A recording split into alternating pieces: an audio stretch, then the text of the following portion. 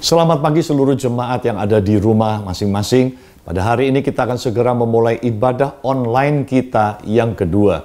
Dan saya percaya, sekalipun kita melakukan ibadah secara online, hadirat Tuhan, urapan Tuhan akan terus menyertai kita.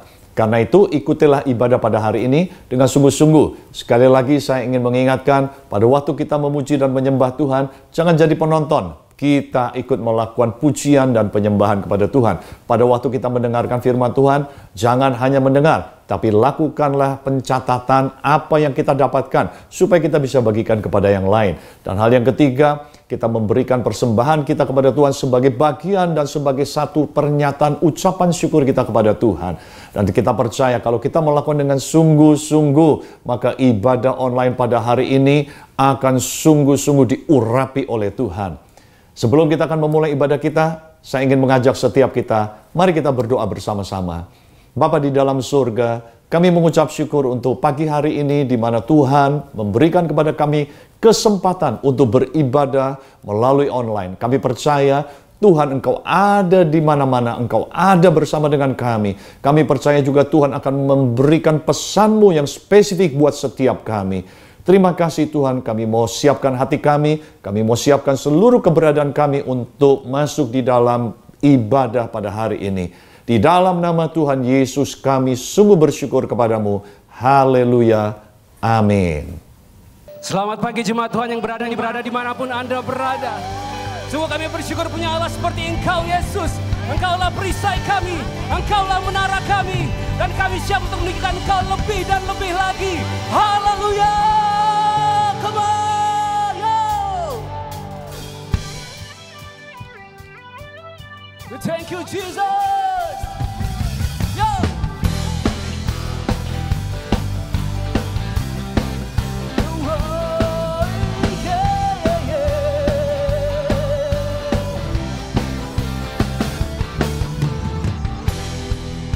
Mari katakan sama-sama. Tinggal dekatmu ku aman, hidup dalammu ku menang. Kau yang memegang hidupku di tanganmu. Kau menentukan langkahku. Kami berjalan bersamamu Yesus, ku berjalan di dalam kekuatanmu.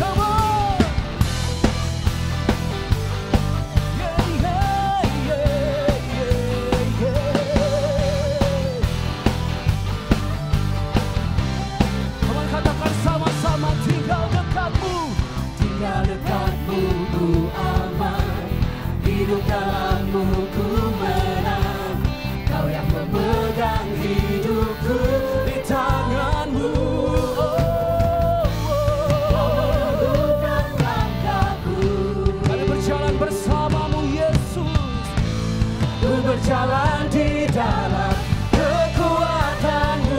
Come on. Tuhan kau perisaiku. Yes. Lewati badai tak akan ku goyah. Imanku tetap teguh, takkan ku ragu mengikuti.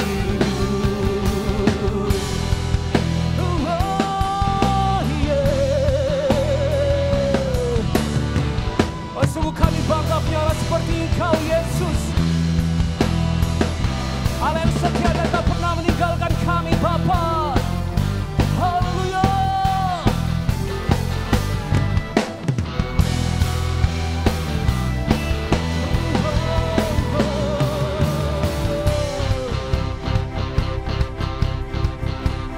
Kau meneguhkan langkahku.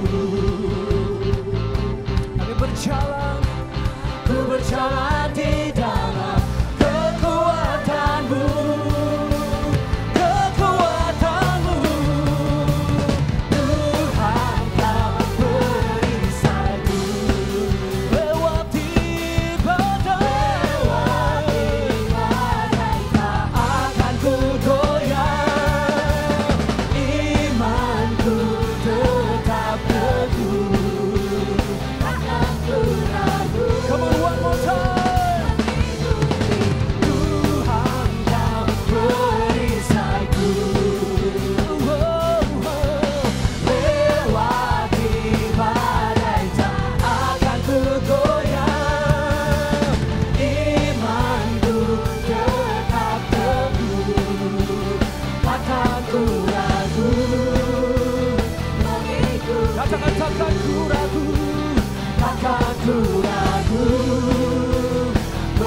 mengikuti. Sekali lagi takkan ku ragu, takkan ku ragu mengikutimu.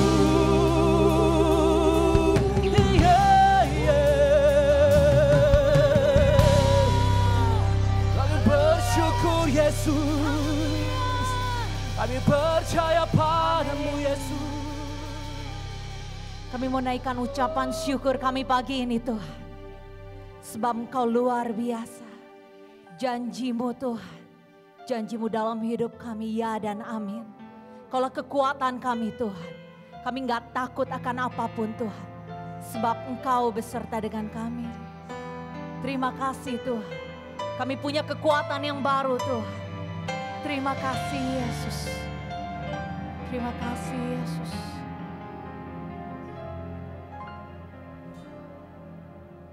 Sungguh besar setiamu, Kau nyatakan bagiku.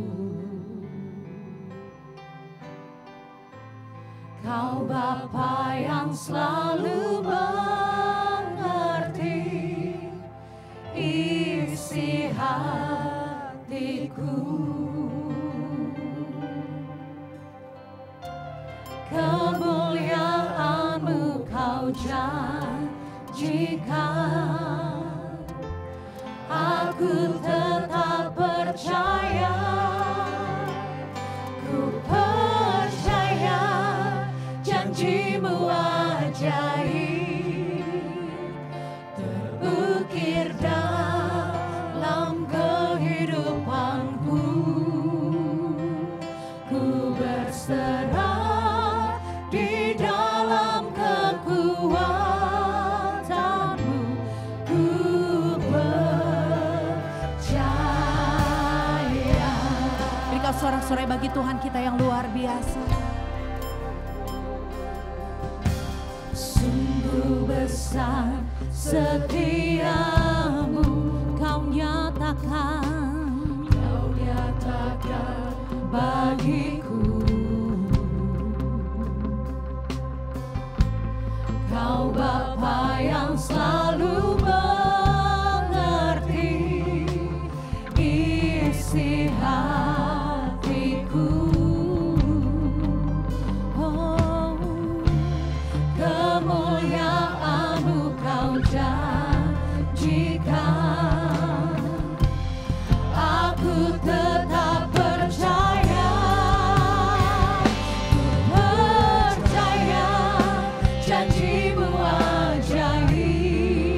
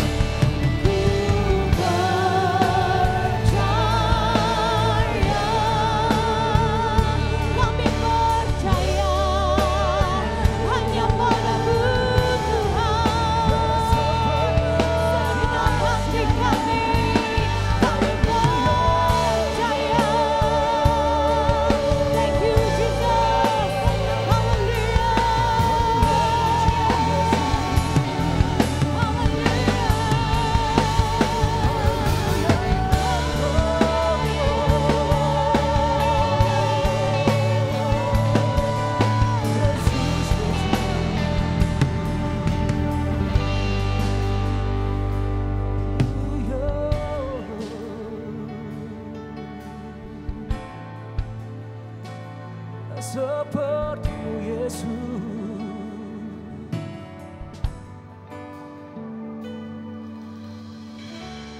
Bapakku datang menyembah-Mu di sini. Ku percaya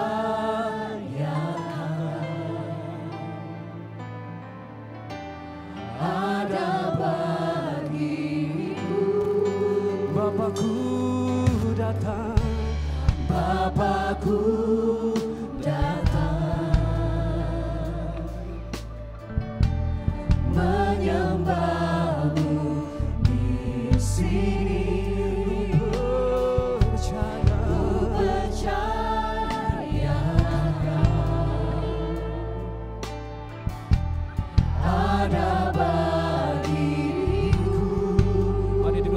Sama-sama katakan, tak usah ku takut, sebab Kau sertaku.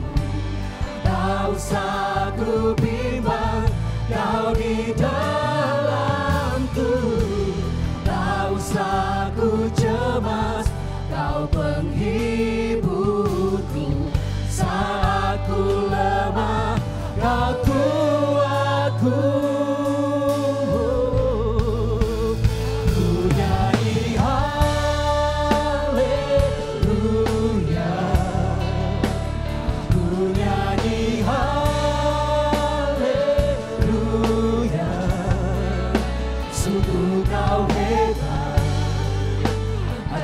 Perkasa perbuatan-Mu, ku nyanyi haleluya, ku nyanyi haleluya, ku nyanyi haleluya. Sungguh Kau hebat, ajaib perkasa.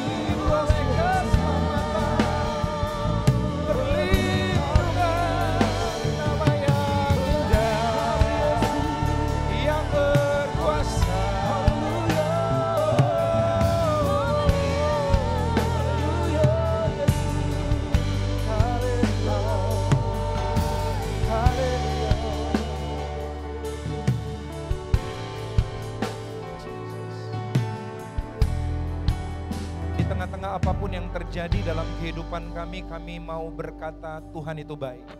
Dan apapun yang terjadi dalam kehidupan kami, tidak akan ada yang mampu menghalangi kami untuk mengangkat tangan kami dan menyembah-Mu. Amin. Menyatakan bahwa Engkau Allah yang dahsyat, Engkau perkasa, Engkau ajaib, Engkau hebat Tuhan. Terima kasih untuk hari ini, dimanapun kami berada, kami bisa beribadah bersama kembali Tuhan. Kami percaya Tuhan hadir di tengah-tengah kami, dan kami percaya bahwa Tuhan ingin berbicara kepada kami, menuntun kami, menerangi jalan kami, menguatkan kami, dan menyiapkan kami untuk perkara-perkara yang ajaib. Dan hari ini Tuhan, urapi hamba-Mu untuk bisa menyampaikan firman kebenaran-Mu dengan bahasa yang sederhana, dan kami semua diperlengkapi sepanjang kami mendengar firman Tuhan, kami diperlengkapi dengan kuasa Roh Kudus untuk menjadi pelaku-pelakunya. Di dalam nama Tuhan Yesus Kristus, semua yang siap mendengar firman Tuhan katakan, amin.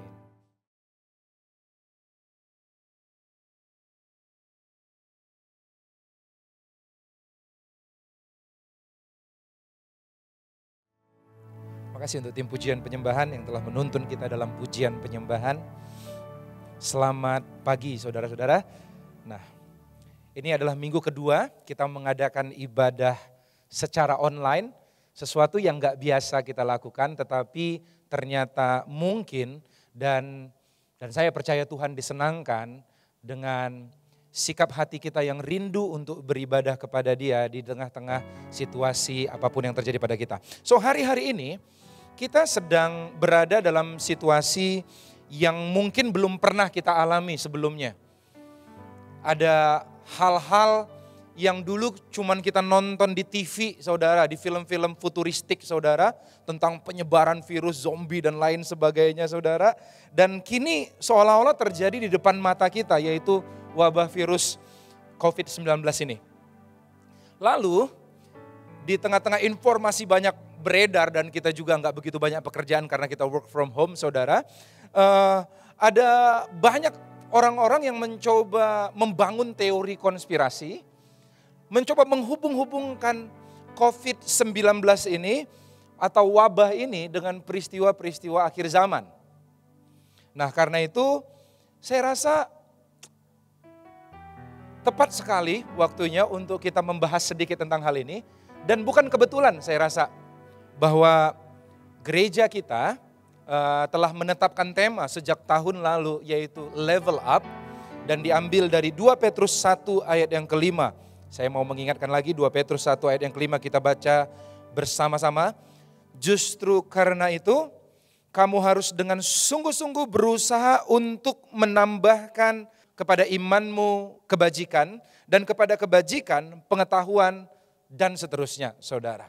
So ternyata gereja kita sedang membimbing umatnya untuk masuk di dalam level pengenalan yang lebih dalam akan Tuhan. Berubah dari pengetahuan kepada pengalaman, diawali dengan iman, yaitu kita bicarakan di bulan Januari tentang iman. Bulan Februari tentang kebajikan, tentang virtue, tentang moral yang luhur. Dan bulan ini kita bicara tentang pengetahuan.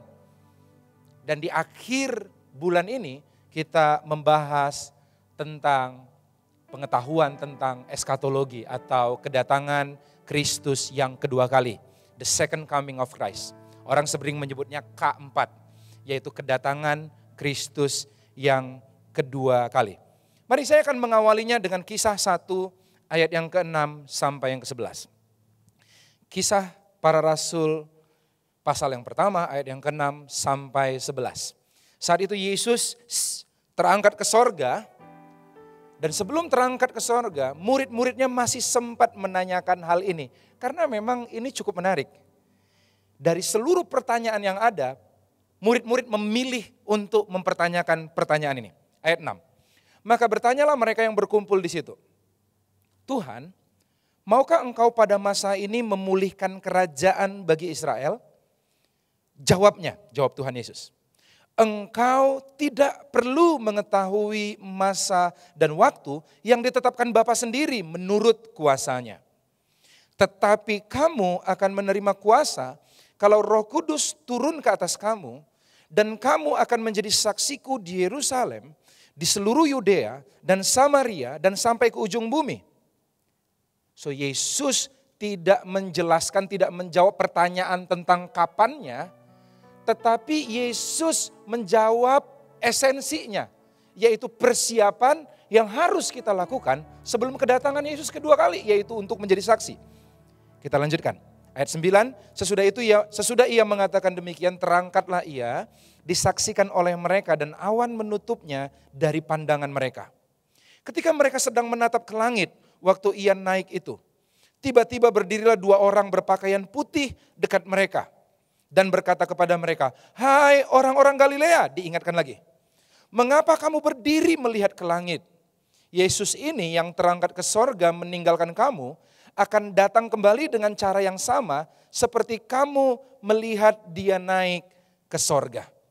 Saudara, mulai saat itu orang-orang memulai kehidupan kekristenannya, dan pertanyaan-pertanyaan tentang kedatangan Yesus yang kedua kali makin marak munculnya.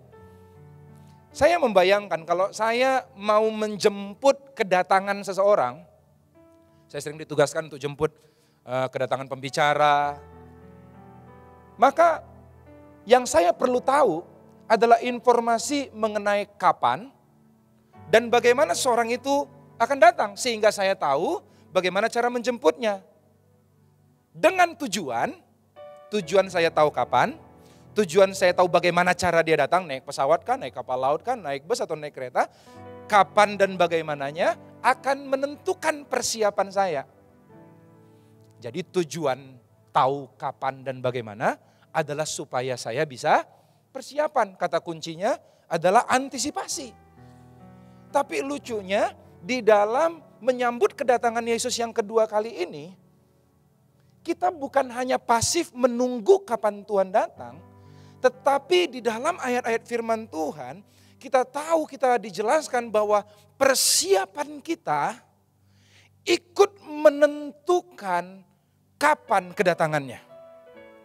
Kesiapan kita dalam menyambut kedatangannya ikut menentukan tanggal atau kapan kedatangannya. So ini kerjasama nih antara orang yang menantikan dengan orang yang akan datang. Oleh karena itu ini menjadi sesuatu yang sangat menarik, sehingga sejak zaman gereja perjanjian baru, gereja mula-mula, ada 4 tipe orang menyikapi akhir zaman. Karena zaman dulu bukan zaman sekarang aja, karena ada wabah COVID-19 orang menganggap ini adalah akhir zaman. Dari 2000-an tahun lalu orang menganggap itu udah akhir zaman. Saudara, banyak banget khotbah-khotbah tentang itu. Ada 4 tipenya. Boleh ditayangkan PowerPoint saya. Ada 4 tipe orang dalam menyikapi akhir zaman ini. Yang pertama adalah orang yang saya sebut orang santai. Kalau bahasa anak muda sekarang santuy. Santai itu dia nggak mengerti Alkitab dan nggak melihat fenomena. Akibatnya hidupnya akan gelap karena hidup di dunia ini yang nggak menentu ini tanpa tuntunan Tuhan. Dan hidup dengan fokus yang salah. Jadi orang santai ini nggak mengerti Alkitab, nggak melihat fenomena. Kan kita harus hubungkan antara Alkitab dengan fenomena. Kalau Billy Graham berkata bahwa Alkitab di tangan kanan, Koran di tangan kiri. Alkitab untuk mengetahui janji Tuhan, lalu habis itu Koran untuk mengetahui penggenapannya di akhir zaman ini. Orang yang pertama saya sebut di kuadran pertama. Kalau itu garisnya ada fenomena, ada Alkitab. Mereka nggak ngerti Alkitab, nggak ngerti fenomena, santai hidupnya. Akhirnya fokusnya salah.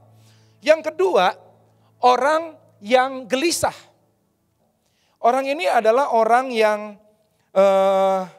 tidak mengerti Alkitab, namun suka melihat fenomena. Suka lihat artikel, apa itu Illuminati, apa itu begini, apa itu begitu. Oh ini ada konspirasi, oh yang membuat ini segini segala macamnya. Wah Dajjal akan segera datang dan lain sebagainya. Nggak ngerti Alkitab, namun suka lihat fenomena, bawaannya jadi gelisah. Nah tipe yang ketiga adalah tipe orang bebal. Dia tahu Alkitab, tapi nggak mau tahu dengan fenomena-fenomena yang ada. Dia tahu Yesus akan datang. Akibatnya apa yang terjadi, saudara? Orang seperti ini, saudara, akan beranggapan bahwa Tuhan dari dulu juga udah bilang akhir zaman. Tetapi sampai sekarang gak datang-datang, yaitu 2 Petrus 3 ayat 3 yang sampai yang keempat. Petrus berkata seperti 2 Petrus 3 ayat 3 sampai 4. Di akhir zaman akan muncul pengejek-pengejek yang berkata, di mana janji tentang kedatangannya itu? Sebab sejak bapak-bapak leluhur kita meninggal, segala sesuatu tetap seperti semula pada waktu di dunia diciptakan.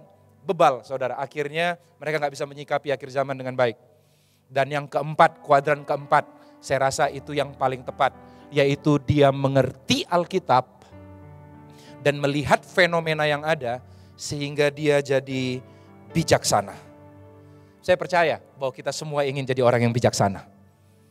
Alkitab berkata dalam kitab Mazmur bahwa orang yang bijaksana itu adalah orang-orang yang menghitung hari-hari sehingga dia memperoleh hati yang bijaksana itu saudara. Mari kita lihat sana sama-sama. Pertanyaan kapan dan bagaimana ini? Matius 24 ayat 36 berkata seperti ini. Matius pasal yang ke-24 ayat 36. Kalau kita bertanya, kapan? Ini pertanyaan semua orang dari zaman dulu. Dan bagaimana? Tetapi tentang hari dan saat itu, tidak seorang pun yang tahu. Malaikat-malaikat di sorga tidak, dan anak pun tidak, hanya Bapa sendiri. Saudara, ini adalah ayat yang kita semua orang Kristen tahu, tetapi sepanjang sejarah banyak banget orang-orang yang melakukan penyesatan dengan mengatakan dia bahwa tahu kapan dan di mana Tuhan akan datang. Dan lucunya banyak banget orang yang bisa ngikut. Saya akan kasih contoh 2 aja. Di luar negeri tahun 1978 ada seorang yang namanya Jim Jones. Dalam sekte People's Temple, dia mengaku dia adalah Mesias. Dan bahwa Tuhan akan hadir di daerah Guyana. Dia punya 20.000 pengikut saudara. Dan suatu hari karena ketahuan oleh anggota kongres di sana pengen ngecek kegiatan dia, saudara, mereka mengasingkan diri di daerah hutan Guyana. Akhirnya apa yang terjadi saudara? Dia mengajak 900 pengikutnya bareng-bareng tanggal 18 November 78 untuk minum sianida. Jadi sebelum ada kasus Jessica itu saudara, sudah ada zaman dulu yang gunakan menggunakan apa saudara? Sianida untuk bunuh diri massal. 900 orang mati saat itu. Akibat orang-orang yang ngaku Mesias dan tahu Tuhan akan datang di Guyana. Ternyata bukan hanya orang bule, saudara, orang Indonesia juga ngaku. Ada yang tahu Tuhan kapan datang. Kalau pernah dengar, tahun 2003 ada namanya orang Batak pula itu. Mangapin Sibuaya dengan sekte Pondok Nabi, saudara. Bahwa dia berkata bahwa kiamat itu akan berlangsung 4 tahun. Dari 10 November 2003 sampai 11 Mei 2007. Dan dimulai dari mana saudara? Bukan di Guyana, bukan di Israel. Dimulai dari daerah Bale Endah di Bandung. Kiamatnya dimulai. Dan akhirnya ditangkap dan sampai sekarang udah lewat 2007. Belum kiamat juga saudara. So ini celah yang begitu banyak orang. Puluhan, saya kemarin browsing di berita-berita saudara. Dan berita-berita yang valid saudara. Puluhan, mungkin ratusan orang-orang yang telah mengaku mengetahui tanggal. Dan di mana Tuhan Yesus akan datang. Dan semuanya salah. So apa sikap kita? Sikap kita yang seharusnya adalah seperti ini. Bukan cuek juga. Matius 16 ayat pertama sampai ketiga. Berkata seperti Matius pasal yang ke-16 ayat 1 sampai 3. Kemudian datanglah orang-orang Farisi dan Saduki hendak mencoba Yesus. Mereka meminta supaya ia memperlihatkan suatu tanda dari sorga kepada mereka. Tetapi jawab Yesus, pada petang hari karena langit merah kamu berkata hari akan cerah. Dan pada pagi hari karena langit merah dan redup kamu berkata hari buruk. Rupa langit kamu tahu membedakannya. Tapi tanda-tanda zaman tidak. So Tuhan tidak ingin kita mencari-cari tahu tanggal dan waktunya kapan. Tapi Tuhan ingin kita mengenali zaman dengan tujuan yang sama. Seperti saya katakan tadi, tujuannya satu. Yaitu supaya kita bisa persiapan. Hari ini saya ditugaskan untuk menceritakan tentang bagaimana keyakinan atau prinsip GKPB, Gereja Kristen Perjanjian Baru, Masa Depan Cerah Jakarta ini, mengenai kedatangan Kristus yang kedua kali. Boleh ditayangkan, ini adalah skemanya saudara. Secara umum, pandangan orang tentang kedatangan Yesus kedua kali secara umum ya dibagi atas 3. Ada lagi pembagian-pembagian berdasarkan milenialnya, berdasarkan kerajaan 1000 tahunnya. Tetapi secara umum dibagi atas 3 pandangan ini. Pandangan yang pertama, 3 pandangan ini dibagi berdasarkan kapan terjadi masa penganiayaannya. Dan kapan kedatangan Yesus kedua kali. Pandangan pertama namanya pre-tribulation. Tribulation artinya penganiayaan, yaitu Yesus Kristus akan datang tepat sebelum datang masa penganiayaan 2 kali 3,5 masa atau 7 tahun. Jadi sebelum dapat penganiayaan, kita udah diangkat lebih dulu. Jadi kita nggak akan mengalami. Tapi yang kedua, ada pandangan yang kedua, mid-tribulation. Yaitu jalan dulu masa penganiayaan, makanya disebut 2 kali 3,5 tahun. 3,5 tahun pertama jalan dulu, lalu di tengah-tengahnya akan ada pengangkatan. Kita akan diangkat. Kemudian sisa penganiayaan akan tertinggal, sisanya akan mengalami penganiayaan umat Tuhan. Di tengah-tengah, namanya mid-tribulation. Yesus datang mid, di tengah-tengah penganiayaan. Dan yang ketiga adalah post-tribulation. Yaitu Yesus datang setelah masa penganiayaan. Gereja kita mempercayai yang ketiga, post-tribulation. Di post-tribulation ini kita percayai sebagai sinode. Kenapa? Karena sinkron dengan perkataan-perkataan Yesus.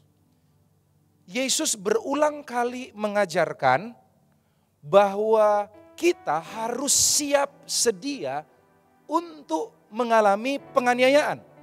Siap sedia untuk masa kesusahan yang besar. Kan agak lucu kalau seandainya kita dipersiapkan gila-gilaan untuk sebuah masa kesusahan yang besar, penganiayaan. Tetapi giliran penganiayaan yang mau datang, kita semua hilang. Saya rasa kurang tepat. Oleh karena itu kita mempercayai bahwa kita semua akan masuk di dalam masa penganiayaan. Selama 7 tahun. Skemanya kira-kira seperti ini. Jadi setelah Yesus datang, kita sekarang berjalan sebelum masa, kita berada sebelum masa penganiayaan, masa tribulation. Lalu diawali dengan ada sekitar 10 negara, 10 raja yang akan bersama-sama menguasai dunia. Lalu 10 raja itu akan ada tanduk yang terkuat. Firman Tuhan katakan dalam kitab Wahyu. Dan dari situlah akan muncul yang namanya Antikris, saudara. 10 kerajaan ini mulai berperang dengan orang-orang Kristen. Nah, bagaimana Antikris mendapat kuasanya?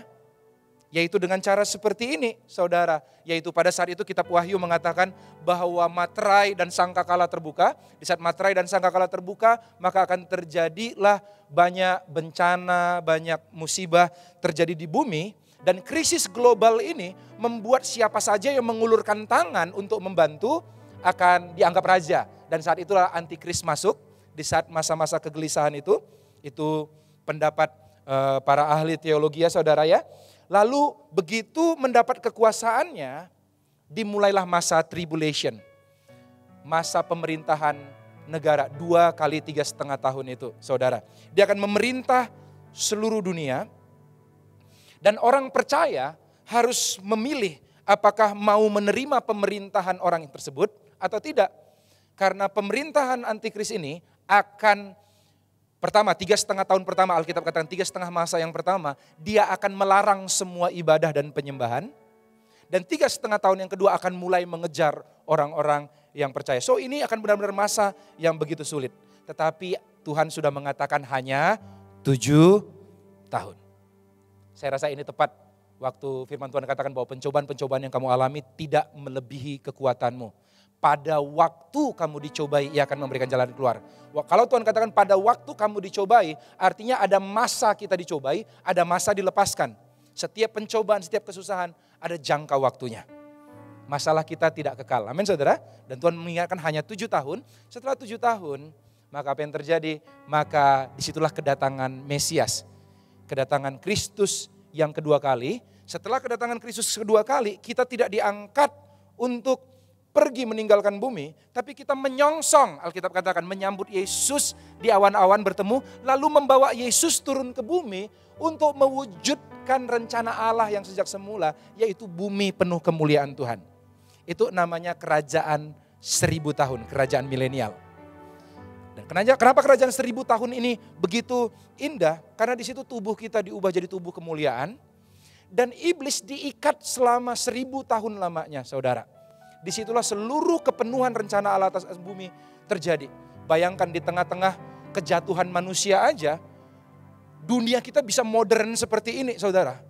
Apalagi kalau seandainya kita dikembalikan kepada fitrah manusia yang mula-mula, saudara. Kepada rencana Allah semula. Saya nggak ngebayangin bahwa kerajaan 1000 tahun ini akan begitu keren, begitu dahsyatnya, seluruh rencana Allah tergenapi di atas muka bumi. Disinilah terjadi seluruh lutut bertelut, semua lidah mengaku bahwa Yesus Tuhan. Waktu kedatangannya, Yesus akan mengadakan kebangkitan yang pertama, yaitu kebangkitan orang percaya, dan membagi-bagi upah, disebut pengadilan yang pertama, saudara. Upah untuk kita sama-sama memerintah bersama-sama dengan dia di kerajaan 1000 tahun. Setelah 1000 tahun yang lamanya, iblis akan dilepas di akhir 1000 tahun itu, lalu mereka akan mencoba memerangi, tetapi api dari Tuhan, firman Tuhan katakan, akan segera menghabisi mereka, namanya last judgment. Lalu mereka akan diikat, ditawan, dan digiring, iblis dan pengikut-pengikutnya akan digiring ke tempat hukuman mereka, yaitu neraka yang kekal selama-lamanya. Sedangkan orang-orang percaya akan menyaksikan turunnya bumi yang baru dan langit yang baru dengan ibu kota Yerusalem baru. Disitulah kita sebut, kita bertemu dengan muka, hidup bersama dengan Bapa selamanya. Kita menyebut situasi itu dengan kata sorga. So ini skemanya.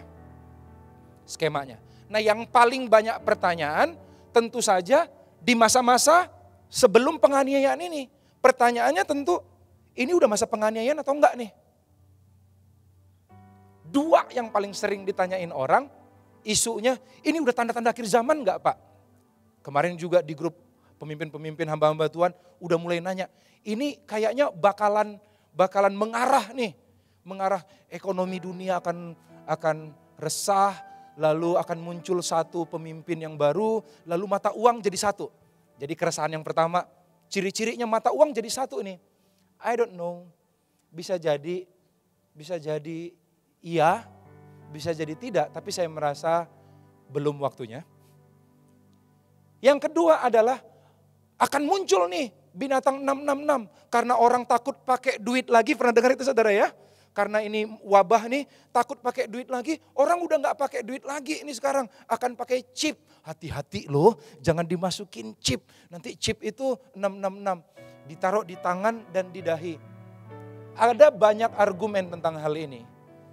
Saya secara pribadi kurang begitu yakin bahwa angka 666 tanda yang dimaksud yang menjadi tanda penyembah antikris itu adalah harafiah benar-benar chip yang diletakkan di tangan dan di dahi. Karena itu begitu obvious dan orang tentu saja gampang untuk menghindarinya. Kenapa saya berkata seperti itu? Karena di kitab Wahyu yang lain, Wahyu 14 ayat 1, bukan hanya orang penyembah antikris yang dapat tanda, tapi Wahyu 14 ayat 1 berkata ini, dan aku melihat sesungguhnya anak domba berdiri di bukit Sion dan bersama-sama dengan dia 144.000 orang dan di dahi mereka tertulis namanya dan nama bapaknya. Ternyata anak Tuhan juga punya tanda di dahi katanya. Tetapi kalau kita bisa berkata bahwa anak Tuhan, tanda di dahi anak Tuhan itu adalah simbolik. Kenapa kita menganggap tanda di penyembah antikris adalah real? Kita nggak tahu juga. Tetapi yang saya mau katakan adalah hal yang paling penting yang perlu kita ketahui adalah bagaimana sikap kita di saat akhir zaman terjadi. Saya akan langsung dalam 1 Petrus 4 ayat yang ke-7 sampai yang ke-8. Apa sikap kita di tengah-tengah keterbatasan pengetahuan kita? Di tengah-tengah fenomena yang begitu banyak dan memaksa kita berpraduga, saudara. Apa sikap kita? 1 Petrus pasal yang keempat, ayat yang ke-7 sampai 8. Ini firman yang Tuhan taruh di hati saya kemarin, saudara. Dikatakan seperti ini. Kesudahan segala sesuatu sudah dekat. Karena itu, kuasailah dirimu dan jadilah tenang supaya kamu dapat berdoa. Tetapi yang terutama, kasihilah sungguh-sungguh seorang akan yang lain, sebab kasih menutupi banyak sekali dosa. Kesudahan segala sesuatu sudah dekat. Kita udah tahu. Apapun tanda-tandanya, fenomenanya, kita tahu bahwa sudah dekat. Karena itu, ini respon kita seharusnya. Kuasailah dirimu. Hal yang pertama yang kita perlu lakukan adalah menguasai diri. Untuk meletakkan diri, pikiran, hati, perasaan kita di dalam kontrol firman Allah. Tidak kebetulan juga nanti tema bulan depan, mulai bulan April adalah tentang self-control. Battle of soul, pertarungan jiwa, peperangan jiwa, yaitu tentang bagaimana mengendalikan pikiran kita, mengendalikan tubuh, mengendalikan manusia lama kita. Kuasai diri. Kuasai diri, saudara. Firman Tuhan katakan orang yang menguasai dirinya lebih daripada orang yang menang atas satu kota. Jangan lepas kendali. Stop hal-hal yang kita tahu akan memanjakan kedagingan kita. Yang membawa kita jauh dari tuntunan Roh Kudus di masa-masa sulit ini. Kuasai diri. Yang kedua, hendaklah kamu menguasai diri dan jadilah tenang. Yang kedua adalah menjadi tenang. Bagaimana caranya menjadi tenang? Cara menjadi tenang atau sober itu saudara ya, adalah dengan tidak menyimpulkan akhir dari sebuah kejadian padahal Anda masih berada di tengah-tengah kejadian tersebut. Suatu kali ada kisah yang bagus banget yang disampaikan oleh Max Lucado. Max Lucado menyampaikan seperti ini. Suatu kali ada seorang tukang kayu yang miskin, yang hanya punya harta satu kuda yang cantik, kuda putih yang cantik. Raja telah berusaha membeli kuda itu, menawar kuda itu berulang-ulang, tetapi tukang kayu yang miskin ini enggak beri. Saudara, dia berkata enggak mungkin saya jual sahabat, bagi saya kuda ini adalah sahabat. Orang-orang desa sekelilingnya berkata bahwa dia bodoh. Kamu orang tua dan miskin, jual aja supaya hidupmu berubah. Kamu orang tua dan miskin, kamu gak akan sanggup jaga kuda itu karena banyak orang yang pengen curi kuda itu. Tetapi tukang kayu ini tetap pada pendiriannya, dia gak akan jual kuda itu. Suatu kali dia bangun pagi dan dia mau untuk mendatangi kudanya, mengerawat kudanya, mengurus kudanya. Dia kaget melihat kandang kudanya telah terbuka. Dan kuda putih satu-satunya itu telah pergi hilang. Langsung orang-orang desa yang apa saudara? Yang saya katakan kepo maksimal saudara. Yang heboh. Dia berkata seperti ini. Sudah kita bilang kan kamu orang miskin gak sanggup jadi kuda itu. Satu-satunya kesempatan untuk menjadi kaya telah hilang. Sial lu. Lalu tukang kayu ini berkata, kalian terlalu cepat bilang aku sial. Bilang aja kudanya lagi gak ada di tempat. Kita gak tahu apa maksud Tuhan lewat kejadian ini. Aduh udahlah, kamu naif. Udah jelas kudanya hilang, tapi gak mau ngaku sial. Penduduk desa pergi. Besok harinya saudara, dia bangun pagi lagi kaget melihat ternyata kandang kudanya telah berisi dengan kuda yang lama, yang telah hilang, dia ternyata balik dan membawa 12 kuda lain yang sama besar dan sama gagahnya. Dia tinggal tutup kandangnya, sekarang dia punya 13 kuda yang putih dan besar dan gagah. Penduduk desa yang heboh itu datang rame-rame dan berkata, oh benar ternyata yang kemarin bukan sial, itu berkat. Hebat kamu, beruntung kamu ya, traktir dong. Kalian terlalu cepat juga bilang berkat. Yang saya tahu adalah saya dipercaya 12 ekor kuda yang lain. Saya nggak tahu apa maksud Tuhan di balik semua ini. Saya rasa ini belum selesai. Aduh, kamu dibilang sial nggak mau, dibilang berkat nggak mau. Mau apa sih? Penduduk desa pergi lagi. Dia, tukang kayu dan anaknya mencoba melatih kuda-kuda itu. Dan di tengah melatih kuda itu, anaknya satu-satunya jatuh, terinjak kuda dan akhirnya pincang, cacat seumur hidup. Penduduk desa datang lagi rame-rame dan berkata, benar, itu kuda sial. Buat apa punya 13 kuda, tapi anak cacat. Katanya seperti itu saudara. Aduh, kalian gak ngerti juga. Kecelakaan bisa dialami semua orang. Orang gak punya kuda, orang punya kuda. Semuanya bisa jatuh, bisa ngalamin kecelakaan. Kenapa bilang saya sial? Saya gak tahu apa maksud Tuhan di balik semua ini.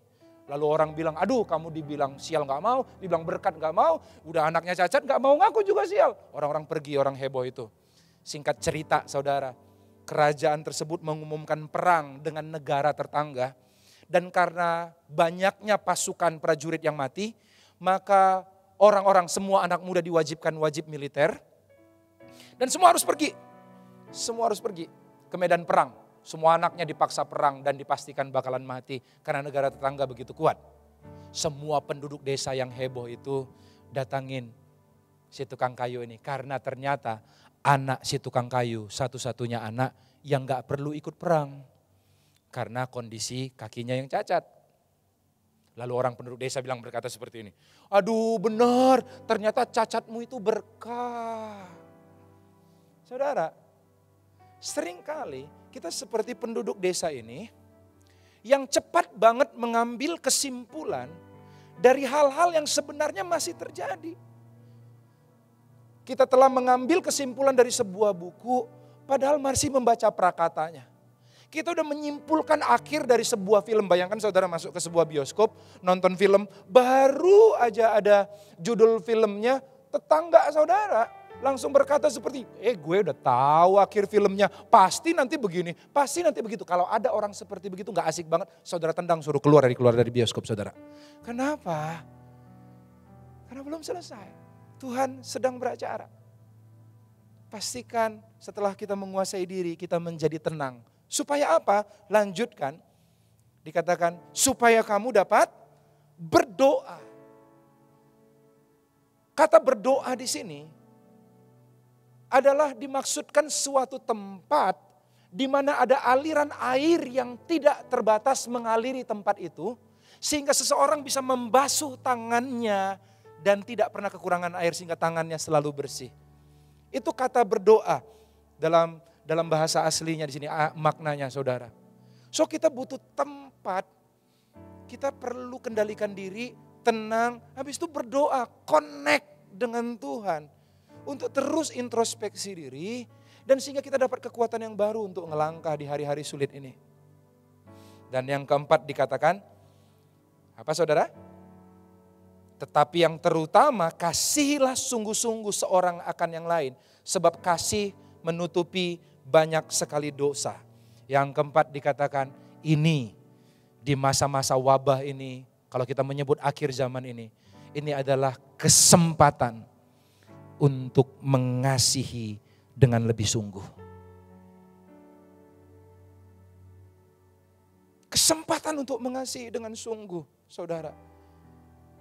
Saudara, saya mungkin saudara adalah orang yang beriman besar.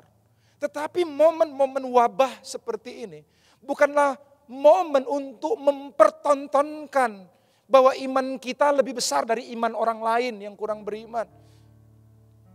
Kita jalan-jalan keluar, habis itu tanpa kita sadar bahwa kita bisa menularkan orang lain di wabah seperti ini.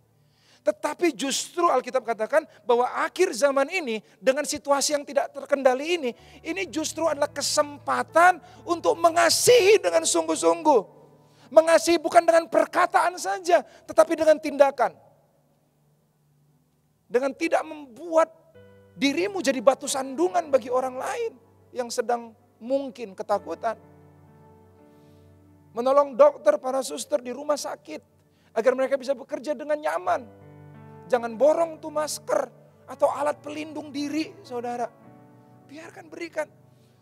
Dan saya senang sekali ada beberapa teman saya, lebih dari satu, ada saudara sekitar 5 orang yang mencoba berinisiatif untuk menggalang dana membeli alat pelindung diri saudara untuk tim medis yang sedang berjuang menyembuhkan orang-orang yang terkena dampak ini. Ada orang juga yang ngumpulin dana untuk dibagi-bagi saudara kepada orang-orang yang gajinya harian saudara. Yang mungkin hari-hari ini dia nggak dapat gaji karena dia nggak bisa bekerja saudara. Karena gajinya harian. Saudara, whatever it is. Di momen-momen ini, mari kita sikapi dengan 4 hal ini. 4 sikap hidup yang benar di akhir zaman ini. Yaitu kendalikan diri. Yang kedua, jadilah tenang. Gak usah simpulkan apapun. Perkatakan yang baik, perkataan yang penuh iman. Dan yang ketiga, saudara, supaya engkau dapat berdoa. Masukkan diri, ambil kesempatan untuk berdoa bersama dengan keluarga. Dan saya percaya di saat itu, momen-momen ini akan membuat kita makin bersih, makin sadar. Ada hal-hal dalam hidup kita yang perlu diperbaiki untuk semakin bisa dipakai Tuhan secara maksimal di akhir zaman ini. Dan yang keempat adalah kasihilah sungguh-sungguh sesamamu. Bukan hanya dengan perkataan, dengan tindakan juga. Saudara, saya rasa saya selesai. Tetapi kiranya firman Tuhan ini mempersiapkan kita di masa-masa sulit ini. Saya sangat percaya. Waktu di Tuhan katakan bahwa gereja yang didirikannya, alam maut tidak akan bertahan, shall not prevail dalam bahasa aslinya, dalam bahasa Inggrisnya. The gate of heaven shall not prevail. Apapun yang dilancarkan, yang diarahkan iblis kepada gereja Tuhan. Kita bukan hanya sekedar bertahan, tetapi gerbang alam maut tidak akan bertahan lewat gempuran. Kita bukan hanya bertahan supaya bisa melewati masa sulit ini. Tetapi ini menjadi kesempatan untuk menunjukkan kualitas kekristenan kita. Menunjukkan kasih kepada sesama. Menunjukkan kasih kepada orang-orang terdekat kita, yaitu di rumah di saat kita work from home. Dan menunjukkan kualitas hidup yang telah diajarkan Tuhan lainnya. Mari kita sama-sama berdoa. Kita nyanyikan lagu Lingkupiku.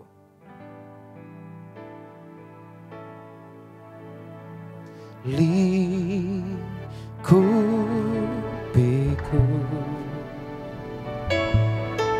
dengan sayangmu,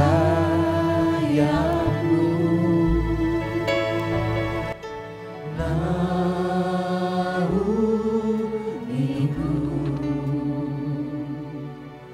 dengan kuasa-Mu di saat badai bergelora. Ku akan terbang bersamamu. Ku akan terbang bersamamu. Bapa, Engkau Raja berdaulat atas semesta. Itu membuat aku tenang tuh. Ku tenang sebab Kau Allahku. Di masa-masa ini kami mau jiwa kami tenang Tuhan. Jiwaku tenang dalam Kristus. Di dalam ketenangan kami melihat kuasa, kami melihat Allah bekerja mendatangkan kebaikan bagi orang yang mengasihi.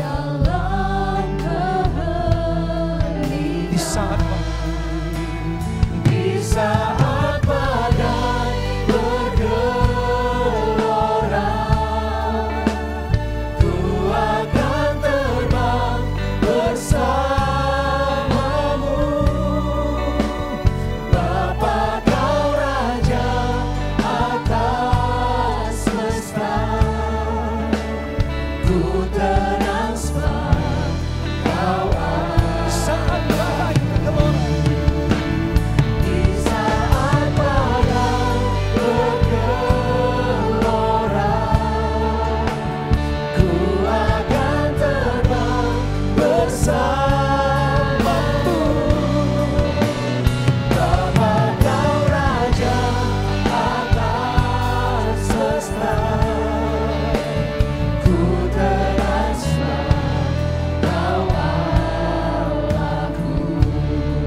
Saudara di tengah-tengah kepanikan dan penuhnya praduga tentang akhir zaman ini, maka saudara mengambil sikap sebagaimana anak Tuhan seharusnya bersikap.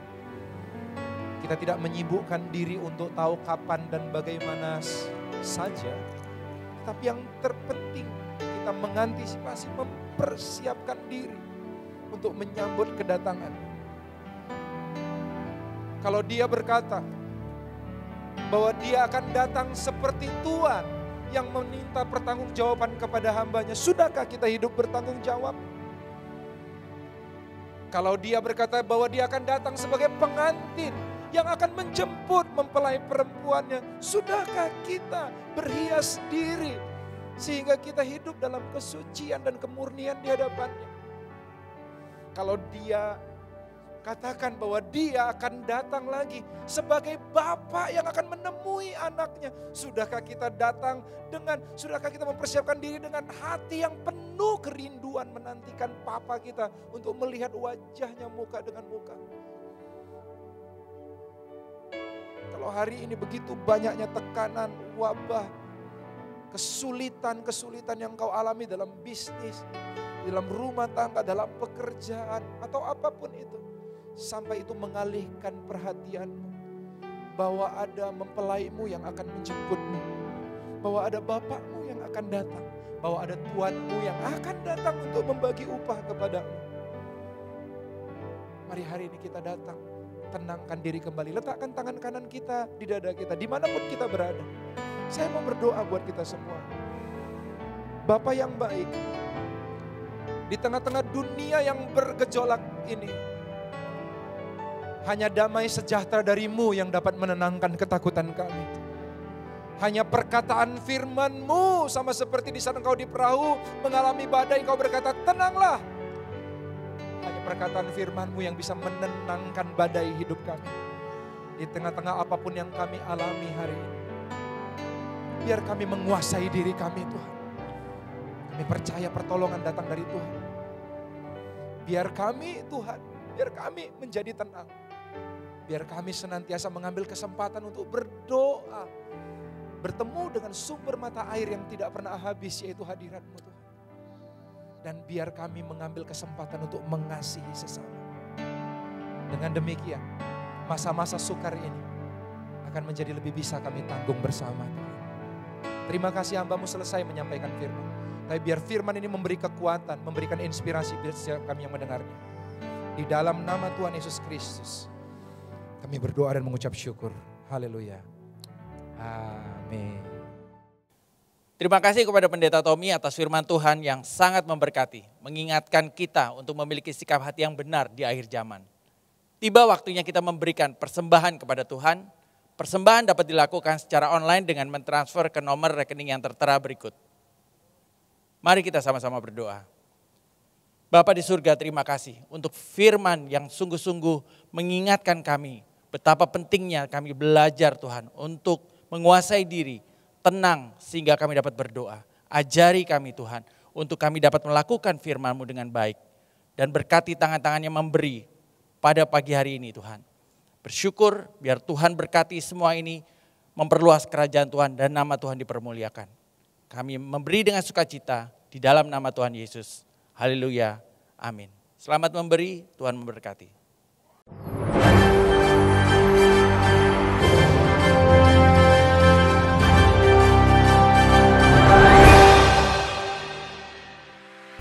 Selamat hari Minggu saudara, berjumpa kembali dengan saya Eliezer melalui MDC News Minggu 29 Maret 2020. Hari ini kita kembali beribadah secara online di rumah kita masing-masing.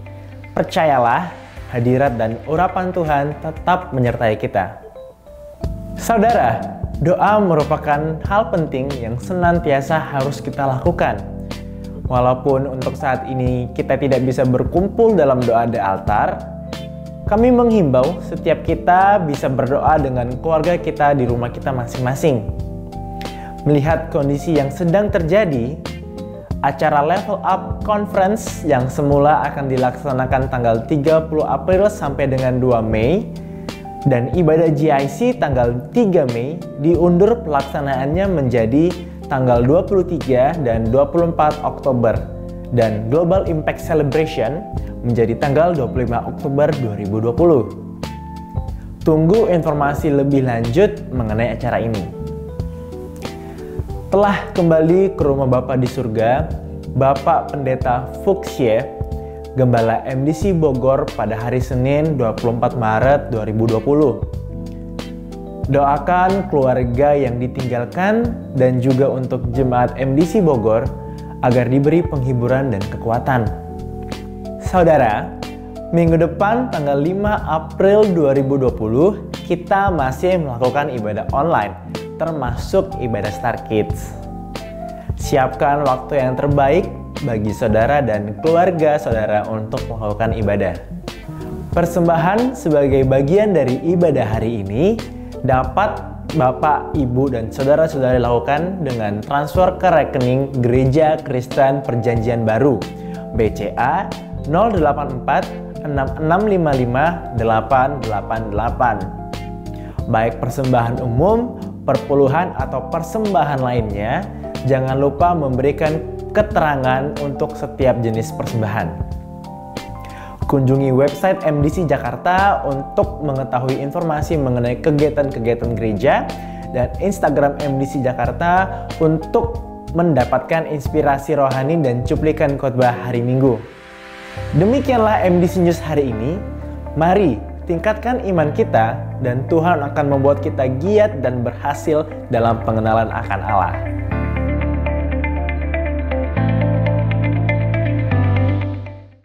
Saudara, kita telah mengikuti ibadah online yang kedua pada bulan Maret ini. Sampai kapan kita mengadakan ibadah online? Tidak ada yang tahu. Tapi saya percaya ibadah ini tidak mengurangi artinya kehadiran Tuhan dan penyertaan Tuhan dalam kehidupan kita. Nah, saudara, sebagai masyarakat dan jemaat, kita mengikuti apa yang dianjurkan pemerintah untuk self distance, bekerja dari rumah, don't panic buying, dan banyak hal lagi yang harus kita ikuti dan taati. Tapi ada satu hal yang kita bisa lakukan sebagai gereja Tuhan, yaitu kita berdoa. Karena kita percaya doa orang benar itu besar kuasanya. Saya mengundang siapapun saudara, dimanapun saudara berada, mari kita tundukkan kepala. Kita mau berdoa buat keadaan pada hari-hari ini, biar Tuhan menolong, memulihkan bangsa dan negara kita. Mari kita berdoa bersama-sama. Bapak, terima kasih. Hari ini kami mau berdoa buat pemerintah pusat, pemerintah daerah, buat BNPB untuk melakukan kebijakan-kebijakan dan tindakan-tindakan yang strategis, yang menghasilkan sesuatu yang baik dalam menghadapi virus COVID-19 ini, sehingga keadaan bangsa ini tetap terkendali ya Tuhan. Penyebaran dapat dihentikan. Dan kami percaya masyarakat akan mengikuti, mentaati anjuran-anjuran pemerintah yang sudah diberikan. Kami berdoa juga Tuhan untuk tenaga-tenaga medis, untuk para dokter, para perawat yang berdekatan, berkaitan langsung dengan orang-orang yang sedang mengalami COVID-19 ini.